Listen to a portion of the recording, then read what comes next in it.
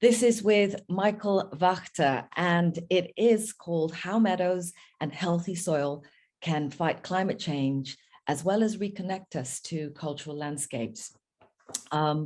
Michael Wachter, as you probably guessed from the name, is from Bavaria. He's a gardener, experienced outdoorsman, exploring indigenous skills. He's a practitioner, and also looks at the heritage, how he can employ this sort of rich culture of tradition and folklore, particularly from his Bavarian heritage, and connect that to the wider landscape. He has been awarded several bursaries to travel countries from Slovenia, France, Israel, to study wildflower communities in their natural settings. And for nearly a decade, he's been involved in the management of several, this is quite extraordinary, 400-year-old wildflower meadows in Sussex. So for several years, he's been involved in community-led projects, restoring and enhancing and creating meadows and villages, but also a really important place, roadside verges as well. So that's a little kind of canter through Michael's, his biography, I guess, his work. I can also say that in my sort of research about his work, I came across a really fantastic YouTube video about extreme foraging that Michael Wachter did this incredible presentation. So if anyone is interested in rewilding yourself, learning about foraging skills, reconnecting with indigenous knowledge, that's worth a look. I'll put that in the chat as well while we're going through the session. But without further ado, because I know it's we've not got a lot of time, would like to leave some time for questions as well at the end. I want to invite Michael to take over and talk us through his vision of how meadows and healthy soil can help fight climate change, as well as reconnect us to cultural landscapes. Over to you, Michael. Thank you very much, Gillian. Thanks very much for having me and for being here. It's really exciting. I can't wait. Let me share my screen with you. So the talk is about meadows, is about soil, it's a bit about climate change, and it's about reconnecting. And I really hope to make this talk a very, very positive message for us in January. So my first slide is a picture that I took in Slovenia. It's a sort of mountain meadow in the Bohinji National Park. Absolutely stunning. It's not hard to find good pictures there really to take photos of. So when I went to Slovenia to study these wildflower meadows, what I see when I look at this picture is I see beautiful flowers, but I also see medicine. And I see plants that I have a connection with and strong ropes of connection with since several years.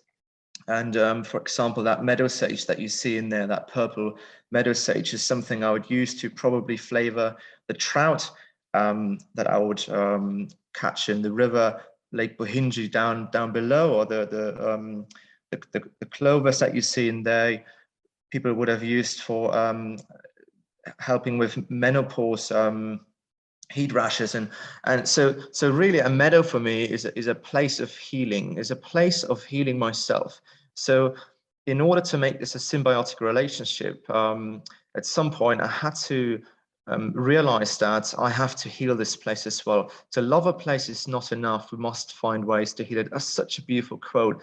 And we must find ways to understand this habitat first. And that really what led me on to studying it, because I mean, when we look at houseplants, there's a whole industry built on loving a plant to death, and we really have to make sure we understand them deeply so we can step into this symbiotic relationship.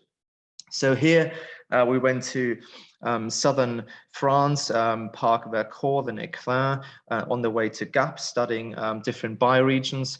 And on this particular meadow, you see about 12,000 sheep have been grazing in the past for about 1 month. And then now we have about 70,000 sheep staying there for 4 months. That's a sort of direct result of the Common Agricultural Policy that was in place there since 2013.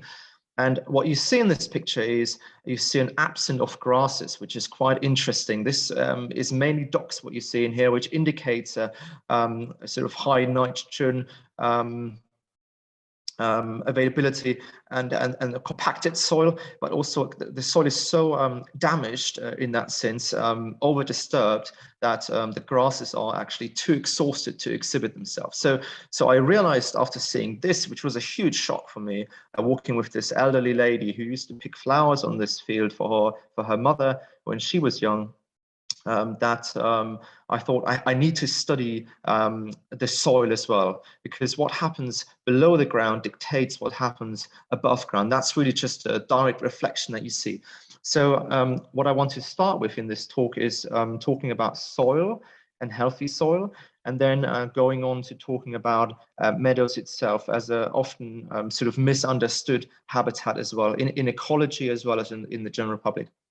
Obviously, there will be a whole talk tonight on soil as well, but really, we have to acknowledge that we spend more money on understanding and studying the stars than we have on understanding our soil. So everything I'm going to say today about soil, I want to just remind myself and all of us really to be humble and to be open-minded, because there's so much more learning to do really in this subject. What we do know for certain, though, is that carbon is not the enemy, it's the creator of life. And for some of you, this might be a repetition or a refresher. For some of you, that might be new. So we have a natural carbon cycle that happens throughout the year and happened for thousands and millennia, really. So here you see a natural carbon cycle where in September, October, the carbon levels are quite low, but then start to rise as the leaves in the northern hemisphere start to drop. The trees start to drop their leaves. So carbon levels are rising. It's the big out-breath of nature. And then sort of in May time, you see carbon levels are on their peak. So really in April from aperio to open is when the buds are opening in our countryside.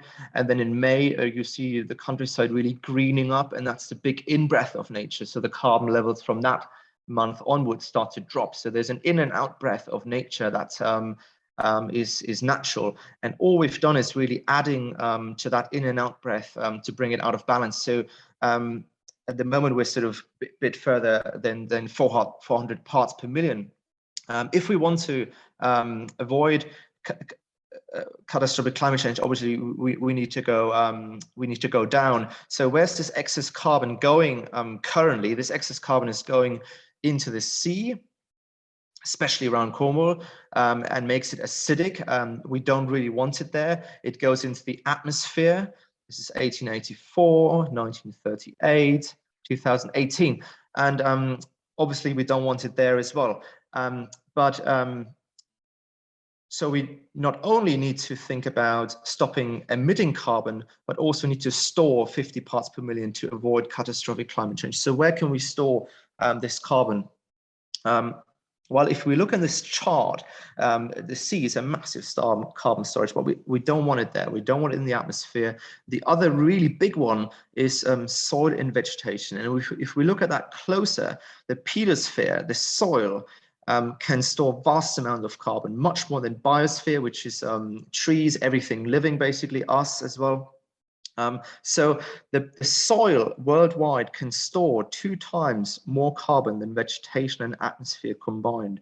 So here you see this information comes from the California Air Resource Borch Meadow project, which is interesting because California is an environment obviously where you plagued by wildfires, where when you plant trees that might not have such a long-term effect if fires occur. So meadows are very, very resilient because the carbon is stored in the ground. So as you see, I'm just building up a case really for this beautiful habitat. So really thinking about moving from this more to this sort of landscape. And this is also long-term carbon stored in the ground. So if we look at this chart, this is also fascinating. We see that in the, I've just sort of been slightly negative against tree planting. If you look at the Amazon on the left, sort of tropical wet climate, obviously most carbon is stored above ground in trees. However, when we look at the temperate, cool, moist climates like the UK, most potential for storing carbons long-term is in the soil, really, not in the biosphere. So the basic need for fresh water and food is healthy soil. Sorry, I can't really say it. The basic need for survival are fresh water and food. The basic need for fresh water and food is healthy soil. So let's rebuild our soil. First, very quickly, where does soil really come from? When I studied horticulture, it was all about accumulation of minerals that slowly break down. But actually, what we learned, where soil really comes from, is it comes from thin air. Soil comes from thin air. We're there. So what happens is, through photosynthesis, complex sugars, carbohydrates are made, and then 30 to 40% of those complex carbohydrates are actually shared with the soil. And that is really interesting, fantastic knowledge. Why would someone ever share up to nearly half of their liquid sugars produced with the soil? Well, because in exchange, feeding that to soil organisms, to mycorrhiza, to bacteria, up to within 1 hour, less than 1 hour, they have access to minerals and nutrients and water they would have not have access to. And all that happens in the rhizosphere of plants. Over 90% of all our terrestrial plants have that mycorrhizal fungal relationship, and those relationships are very, very old. In this slide, I just wanted to highlight that really carbon is the main driver for plant growth, not potassium and phosphorus. If we look at the carbon-nitrogen ratio as the plants progress that we might want to grow, we see that really carbon is a main driver for plant growth, as it makes up the main structure of plants. So really, it's about covering our soil with what we call living roots. Otherwise, we're losing carbon constantly rather than storing and breathing in carbon into our soils. And that then results in a carbon-rich soil that is also well-structured. And I do that all the time when I go to a place, test the soil. I dig up a lump of clay and as it is, put it into water and see how quickly it dissolves. And you can see how structured your soil is. It's a thing called glomalin that really glues it all together. In a healthy ecosystem, over 85% of all nutrients plant require are acquired through carbon exchange. And you see on the left, you see a very mineral soil. On the right, you see a very carbon-rich soil, a soil rich in soil organic matter. And that's the difference really between dust and healthy soil. So what happens if we compact the ground, if the soil organic matter changes? Well, if we compact ground, what happens is the air has been driven out, the water gets driven out, and the soil organic matter gets reduced dramatically. And it becomes a very, very mineral soil. And why is that so important? Well, because then water, like a sponge, can't infiltrate into the soil. And this is something we're seeing all over the countryside at the moment as we speak. This is the difference between effective rainfall. Effective rainfall is rainfall that infiltrates the soil, or rainfall that just runs off and takes the soil with it. On the right, you see a meadow called Marden Meadow. It's a famous meadow near me. I want to just focus on the amount of earth cast that you see on this meadow. Soil with a healthy humus layer is our greatest water management tool. A 1% increase of organic matter means the soil can hold up to 170,000 liters of water per hectare per year.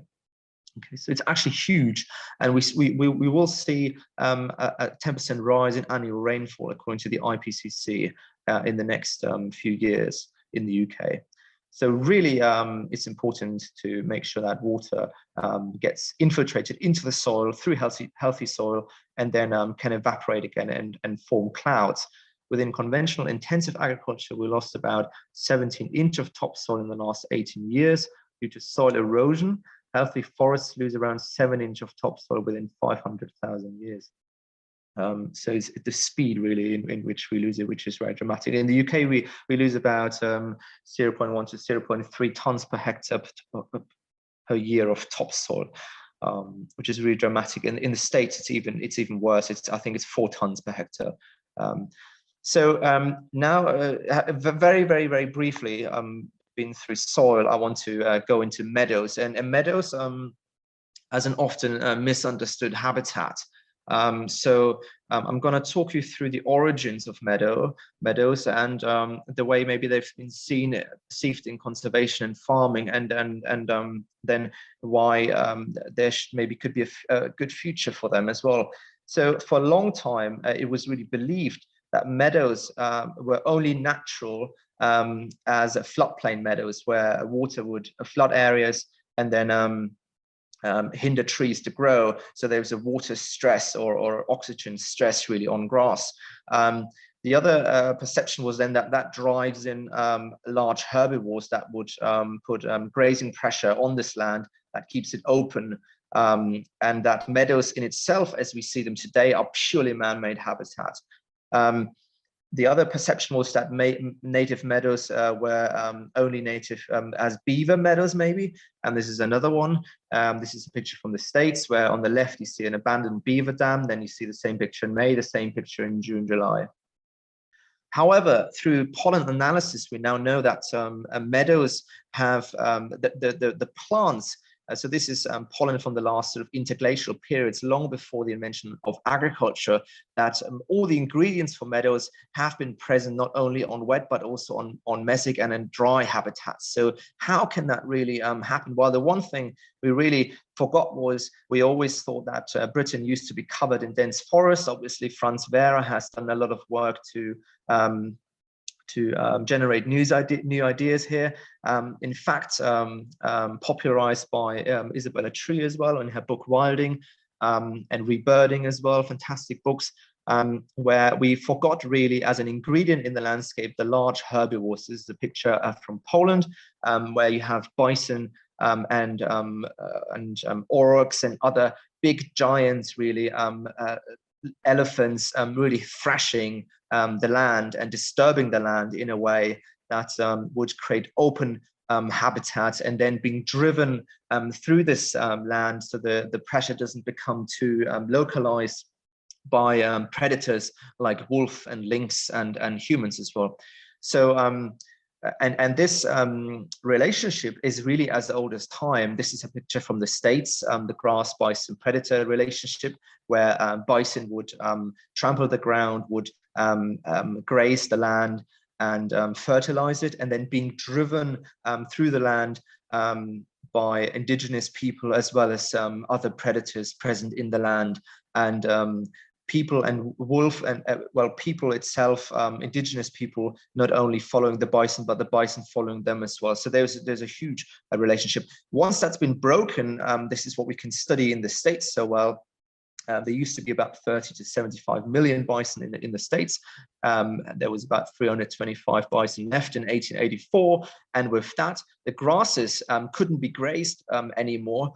And were oxidizing, as you can see on the right picture. A grass that is not being grazed slowly starts to oxidize, as you can see on any thatched roof in the UK, getting black over time. It's a slow process, and that then shades out the bottom bit of the grass, and the grass will die off, creating bare soil, creating desertification, creating the Great Dust Bowl of the 1930s in the UK, in the US.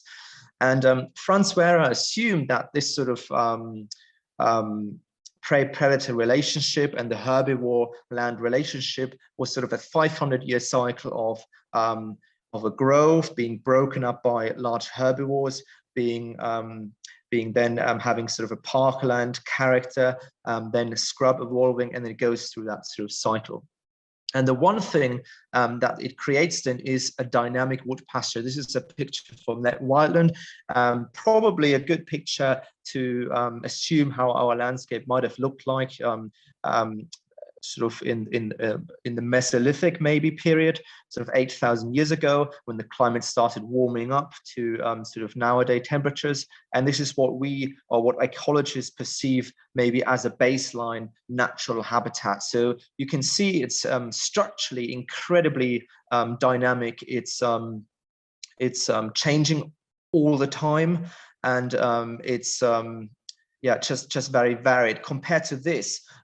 Look at this picture. This is from the High Weald, a landscape where I'm from in Sussex. And again, we have woodlands with open parcels. So you could say it's a dynamic system again, but look how tidy and clean this is compared to this picture, okay? And just imagine this sort of bird decline that would happen in a landscape like this. And this is not really a landscape bulldozed for speed, I would say. This is still a fairly sort of small scale. You can see all the fields are small and in irregular size. So it's described by George Peterkin, who wrote one of the sort of best books on wildflower meadows, is a shifting mosaic of scrub, close canopy stands, degenerating groves and open ground with scattered trees and shrubs. It's a very long description, but I think it's really, really accurate. But the picture describes it just as well. So very dynamic, always changing. The picture you see would be moving around all the time through large herbivores, always disturbing. And meadows would be right within there, not as a separate habitat, as a field, but right within there all the time. And so it's this sort of habitat is very old, of course, and has been coming in and out of Britain all the time in the sort of interglacial periods.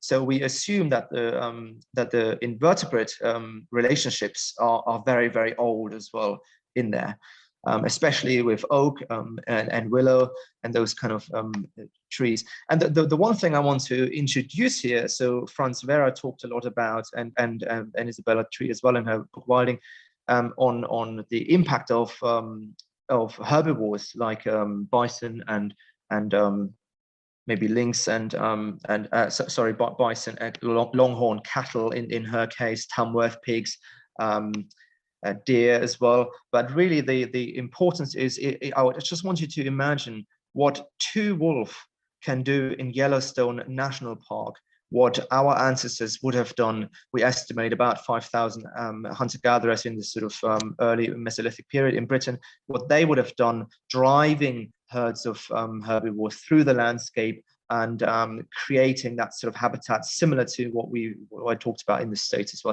So really, I don't want you to want us to get humans in that phenomenon of in that idea of rewilding. The Oxford Dictionary sees nature by definition as a phenomena of the physical world collectively, including plants, animals, and the landscape, and other features and products of the earth, as opposed to human creation. So by definition of the Oxford Dictionary, humans are excluded from the landscape. And I think that's a really, really, really disturbing thing to discover. Currently, we still have around 2 million deer in the landscape roaming. And there are now more deer in the landscape in the UK than at any time since the last ice age. And there's nothing natural about 2 million deers in the landscape. There's nothing natural about 74,000 deer dying in the landscape. There's nothing natural about deer starving in the landscape as well, starving to death as we speak, because there's nothing natural about old deer in the landscape as well. And I'm not totally pro hunting. I think there's a lot of things wrong with the hunting culture, obviously, but still, there's nothing natural about 2 million deer in the landscape, which would have been driven by our ancestors. Look at this picture. This is from the website Rewilding Europe, and this is sort of representing Northern Europe, Lapland, I think, the vision that they had there. And we see elk, we see bear, we see salmon, but we mustn't forget really the human aspect in the landscape. This is really important for me. You see a few tents on the right. So in their vision, obviously, they include the Sami culture, and you see reindeer herds being herded, actually. So this is very good. But really, in the British idea of rewilding, we mustn't forget humans as stewards for the landscape, not only as observers with binoculars, but also as a keystone species, as humans. So really, this is a picture from the 1700s. Since the sort of late Neolithic, obviously, meadows became an integral part of the cultural landscape and a sort of human. When humans started to dominate the landscape, it became a purely man-made habitat in that sense. And here you see, I love this picture so much because there's so much to discover. You see flirtatious groups eating and drinking, 23 people mowing with scythes. You see them loading hay from cobs. Musicians are there, Morris dancers are there. So there's a lot of camaraderie, I can imagine, and a lot of joy, really. And yeah, it must have been quite a sight. Look at the scale of this meadow. There's 2 wagons either side of the picture, leaving to different villages. So really, this meadow would have provided hay for loads of different villages as well. And then, so this is a picture from the 1900s on the left side. It hasn't really changed that much. What I want to highlight with this is in the last 2,000 years, really, meadow management really hasn't changed that much. And birds and insects really have tremendously well adapted to that sort of meadow management and to that sort of human-made, man-made habitat. Again, this is just another example of disturbance in the landscape, good disturbance in the landscape. The picture on the right is from Slovenia. These are just to show you some of the racks they do to dry the hay. But if you see the forest behind, you know, there's only 3 birds really adapted in the UK to a dense canopy forest. There's nothing natural about the sort of dense canopy forest you see there. So here I took the 1930s. I basically took all the meadows left in the UK and from the 1930s, sort of pre Dig for Victory campaign and all of that, and put them all together, and they would have made a size which is sort of this sort of size. And that then drastically declined to 3%. So in 1971 we had 30% left. In 1975, 90%, then 10%, and then 3%. And now currently we have, this is high and lowland species-rich grassland combined, the size of sort of central London. This is all we have left. 97% of all wildflower meadows have vanished. Why would that matter? Well, the carbon potential we already talked about, but why would that matter otherwise? Why hold on to a relic of the past, really? That doesn't really have a place in modern day farming anymore. Well, with that, what we see is, and this is a study that really breaks my heart to the core, is a German study, and more than 75% of all flying insects have declined in Germany, have gone basically. And this is the reason why on German gas stations you don't see this sort of windscreen wipers anymore, where you could clean your car screen from insects. Yeah, it really breaks my heart. And the birds associated with that as well, obviously. That sort of nest and hatch and fly meadow. So really on an intensive meadow where it's cut 3 times. The first cut is right when they start to hatch and not being able to fly. The ones that haven't been killed then are killed by the second cut. Well, nowadays in Germany, we cut actually 5. It's not unusual to cut 5 times. So it's detrimental for ground nesting birds. At Dixter, Great Dixter, the garden where I work, currently we have garden meadows and we cut them in late August, which is perfect for biodiversity. If you want to manage any meadow for biodiversity in the UK, sort of between August and end of March really is the time to cut your meadow, whenever it is in that period. So looking forward into the future, well, it doesn't really have a place in farming anymore, or maybe it does it. So where's the place for wildflower meadow really in our landscape? Well, one place could be garden meadows like this. This is the place I work, Great Dixter House and Gardens in East Sussex. What we've seen here, you see there's a huge amount of orchids in there, common spotted orchids. This meadow that you see is actually quite small, and it used to be the putting green of Nathaniel Lloyd, the person who bought this house. So this meadow is about 20 years old. The speed in which we lost this meadow is the same speed at which we can get them back. And this is a really positive message, really. And it's not that hard to really create a meadow. The hardest bit is change the mindset in people's minds and make sure the countryside is not too tidy. That's a difficult bit. So meadows are in that sort of disturbance, in that ecological succession, are right in the middle. So no disturbance creates shade tolerant trees. Wildlife goes right down, and too much disturbance creates bare rock, or in our climate, most likely soil erosion. This is the biodiversity study that we've undertaken at Great Dixter, where I work. So this shows a highly managed landscape. a landscape managed by humans for flowers, with the odd meadows here and there, has brought in tremendous amounts of biodiversity. We have over half the taxa of bees, I think. We have 198 species of spiders, some last recorded 1906. So really, it's a place thriving with wildlife, and it's not the countryside that feeds into this place, it's the place that feeds into the countryside. And this used to be, and still sort of represents sort of an old, used to be an old farming estate. And the meadow on the left you see on the edge there, that's about 400 years old, last plowed in the Middle Ages. And it's our urban places. We have every 18% of land in the UK is urban. We have 22 million people living in those places. We have about 78% of all homes have access to gardens, and so what I meant was 18% of land use in urban UK is gardens. And so it really depends just how much hardcore to soft score you have, how much decking and bricks you want to have versus how much flower you want to have, maybe. So there's potential in those areas. There's potential in just being less tidy. This is a picture of 1914, the same house in 1917. See how much tidier it is. This sort of ecological cleanliness disorder that we have in this country, which is absolutely phenomenal. So and this is where I sort of come in with my roadside verge projects. You see a lot of unused green space on the right hand side, and it's really not that hard to create that into orchid-rich wildflower meadows. It's what's hardest to pursue, to get people on board to let the grass grow and the weeds grow, as they said.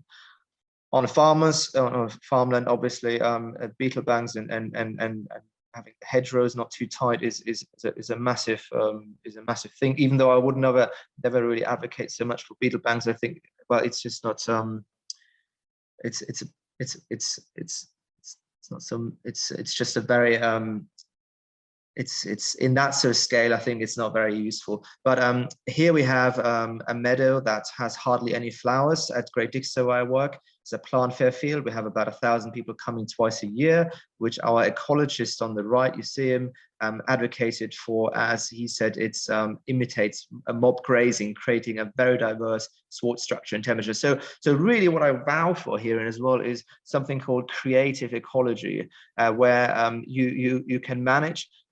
Yes, we lost aurochs in the UK or in the world. They're extinct. They would thrash large trees with their horns and create veteran trees and a diverse structure. But now we have children. Why not manage a forest, have a forest school there where children are allowed to bash trees and create disturbance that way? So creative ecology, and here you see a bare ground, which a lot of people ask us all the time, why don't you re-turf that? It looks ugly. Well, this is exactly the place where we found the ornate-tailed digger wasp, a very rare sort of wasp that needs that sort of open ground. So it's about being open-minded, and here you see a picture. That's our meadow management with our international student team and staff. And on the left side, you see it's not very different. So in our management, we have an old Massey Ferguson tractor, but we're very, very gentle with that, hardly using any machinery, which works well in a garden setting.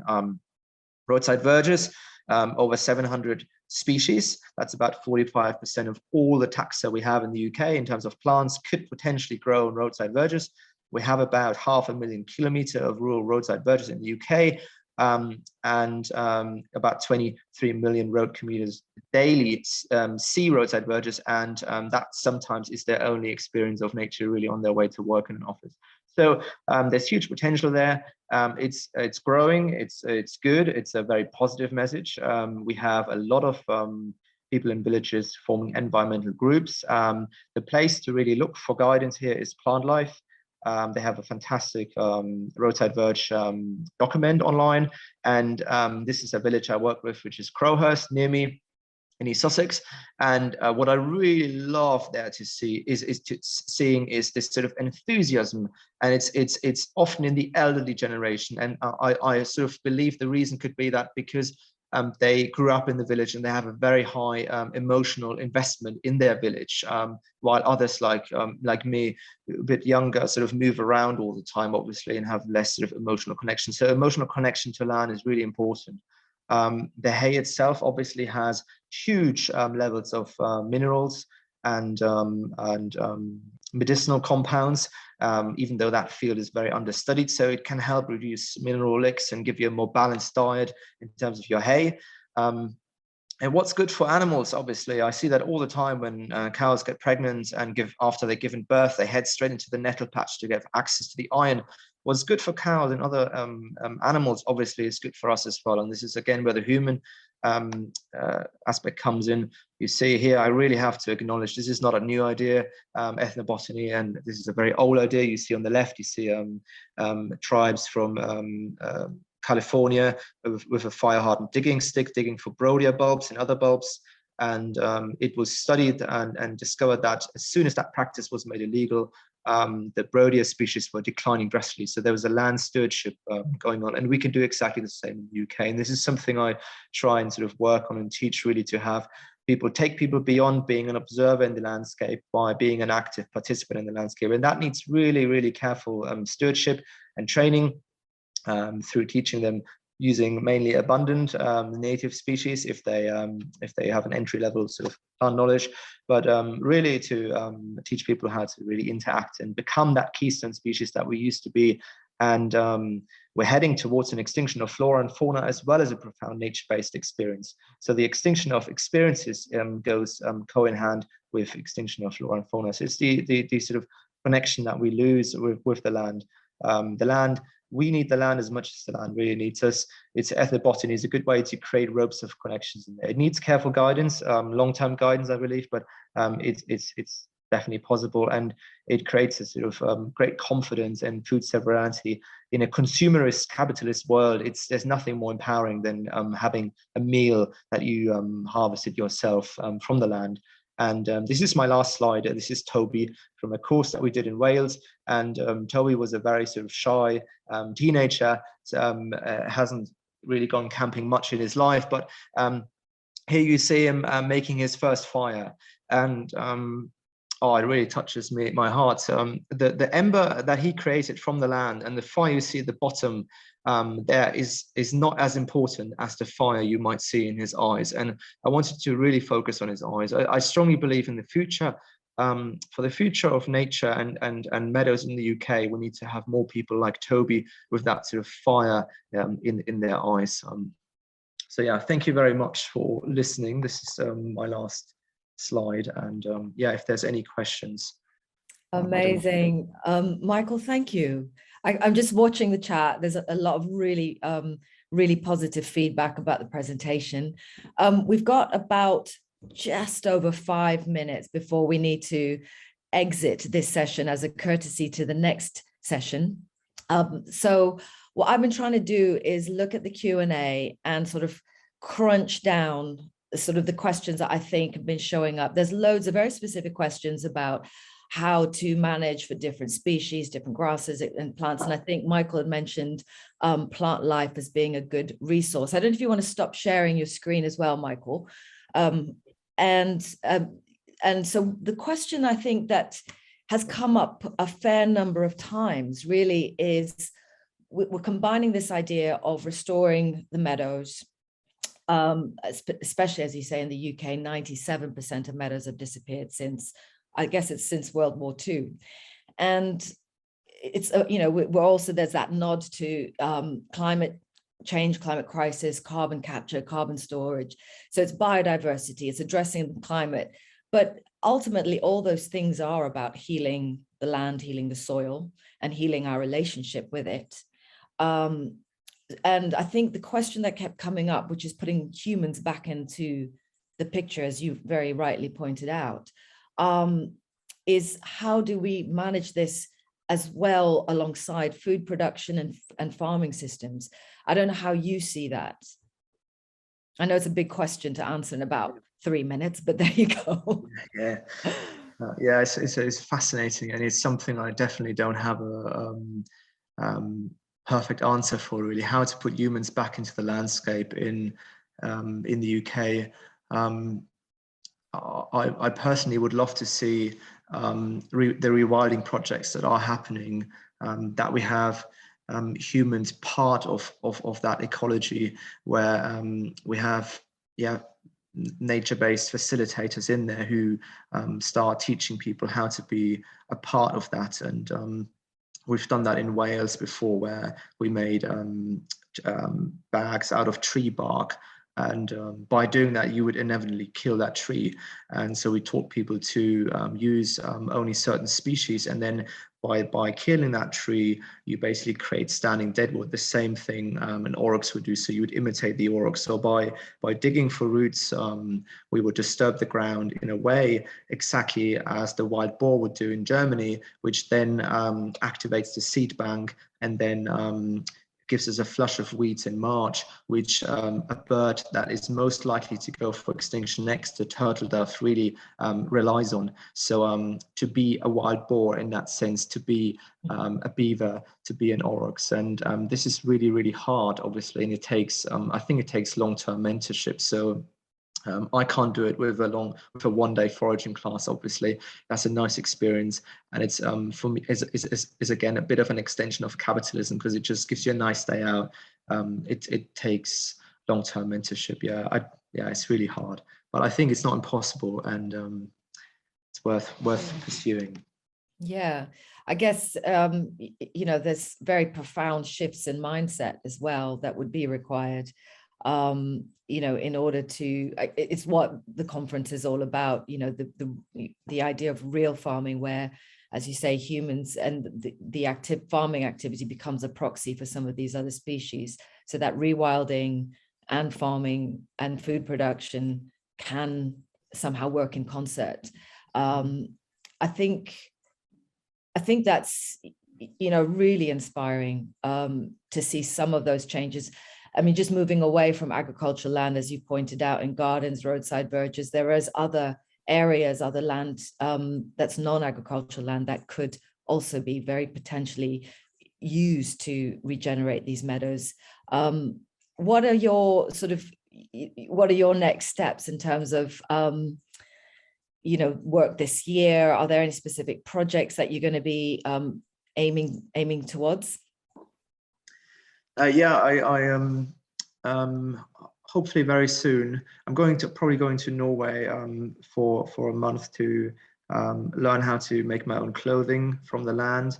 It should be a fantastic process through tanning, and then I'll think of living on the beach for a month only, eating wild food, to really learn more about the coast and about that habitat, and really want to see the impacts that two people can have on a coast.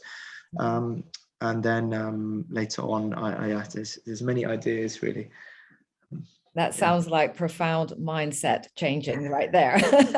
Well, enjoy those adventures, and thank you to, there was up to 240 of you watching. So thanks so much for your time. Thank you to Michael. And I think that is us. Time is up for us. But I'm sure you'll all be carrying on the conversation on Wover on the platform as well. Thanks, and hopefully we'll see you again.